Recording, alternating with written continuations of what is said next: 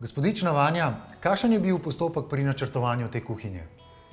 Bil je zanimiv. Vsaka kuhinja ima neko svojo zgodbo in tako ima tudi tale kuhinja svojo posebno zgodbo. Imela sem idealnega naročnika, če lahko tako rečem.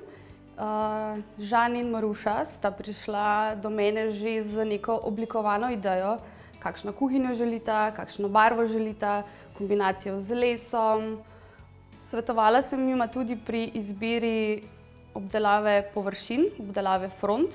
In skupaj smo izbrali fronto, ki ima na vtip svilnato gladko teksturo in njena posebnost je, da se na njej ne pozna prstnih odtisov. Ena od posebnosti te kuhinje so tudi snemljive fronte. V primeru, da pride do kakšne manjše nesreče in nam kaj steče v predal, se da fronto sneti, očistiti predal, očistiti notranjost predala ter enostavno namestiti fronto nazaj. Ko smo skupaj z Žanom in Marušo končali kuhinjo, izris kuhinje v salonu, ko smo bili zadovoljni s kuhinjo na papirju, sem prišla tudi na dom, kjer sem opravila izmero. Vedno je treba preveriti vsak načrt, ali dejansko paše v prostor. In kako je bilo v tem primeru? So bili potrebni še kakšni dodatni posegi v kuhinjo z inštalacijami? Ob izmeri smo ugotovili, da lokacija pomivalnega stroja, kot je bila v prvotnih načrtih, ne bo v redu. Kuhinjsko korito smo umestili v levi kot prvotno in kuhalno ploščo v desni kot, zato da bi med kuhalno ploščo in kuhinjskim koritom pridobili čim več delovne površine. Ampak se je potem dejansko na sami izmeri in v pregledu vodovodnih inštalacij izkazalo, da ta varianta ne bo najbolj funkcionalna.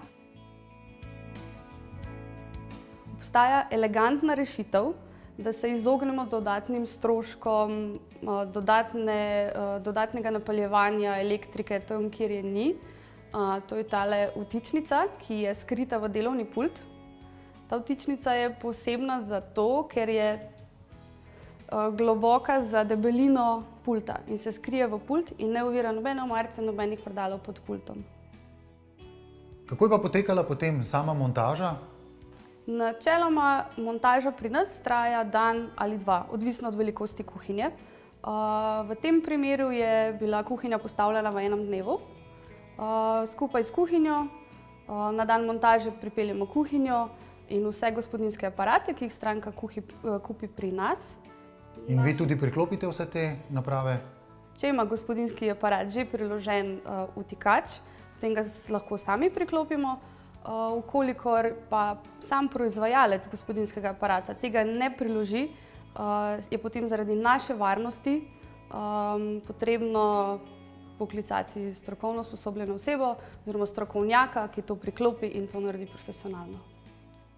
Kaj morajo stranke pripraviti, preden pridejo k vam na izris kuhinje? Fino je, da imajo s seboj dimenzije sten, višino stropa, podatek, kje se nahajajo vodovodne in električne inštalacije. To potrebujemo, da vemo, kam postaviti pečico za priklop kuhalne plošče, za priklop pomivalnega stroja. Potrebujemo podatek, kje se nahaja odvod za napo. Stranke pa velikokrat pozabijo tudi na radiatorje in na talno gretje. Zakaj pa je to pomembno? Si znam predstavljati, da se ne zakrije radiator, zakaj pa talno gretje? Talno gretje je pomembno pri pritrditvi kuhinjskega otoka.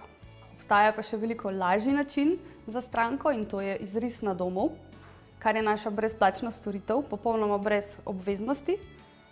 Naš svetovalec pride na dom in v enem obisku naredi izmero, preveri inštalacije, skupaj s stranko zbereta barvo kuhinje, kakšen stil si stranka želi in vse skupaj se zriše, načrtuje vse v udobju strankinega doma. To je naša premium ponudba in smo edini v Sloveniji, ki ponujamo to storitev izrisa na domu. Brez obveznosti nakupa? Brez obveznosti nakupa. Kako pa poskrbite za vaše stranke po nakupu kuhinje? Vsem našim strankam ponujamo našo brezplačno storitev za servis in ponastavitev okovja. Ko je kuhinja v polnem pogonu, ob vsakodnevni uporabi, včasih je kakšen vijak potrebno malce privijačiti, naš monter pride in vse to uredi.